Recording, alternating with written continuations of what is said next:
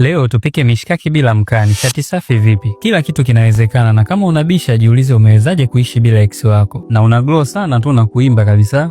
Alhamdulillah, angeniua yule. Ndo ushindwe kula mishikaki kisa mkaa. Na kuna mishikaki ya kukaanga kwa recipe rahisi kutoka kwa Anzia buchani, chagua nyama laini, ikate vipande vidogo vidogo namna hii, alafu iogeshe na maji safi ya kutosha, afu iweke kwenye sufuria ipumzike ikiwa inasubiri kuhukumiwa. Utaihukumu kwa kuweka chumvi kiasi, alafu kama kawaida yetu hatuweki mambo mengi, tunaweka vitu vichache lakini vyenye quality. Kwa hiyo tutaanza na semi flavor green curry paste, alafu tunamalizia na semi flavor beef masala. Viungo viwili tu vyenye quality vinatosha kabisa, maana viungo ni kama ndugu tu, ukoo mkubwa, ila ndugu wenye quality mnaosaidiana wachache mno. Wengine mnakutanaga misibani tu kunafikiana vipi. Unajichekesha usionekane jao, ukitoka hapo umechoka nafsi na roho na taya zinauma kwa kujitabasamisha. Kupata viungo quality vya semi flavor tukutane kwenye comments. Utaongeza vinegar ili nyama iwe laini zaidi, alafu utamalizia na soy sauce kiasi. Alafu utaigwadua na ndimu moja au limao. Utaichemsha hadi iive na maji yakauke kabisa. Chomeka kwenye vijiti vya mishikaki, ila usisahau kuipodoa kwa kitunguu pamoja na karoti. Kushua ni maamuzi tu, kitunguu 100 karoti 100.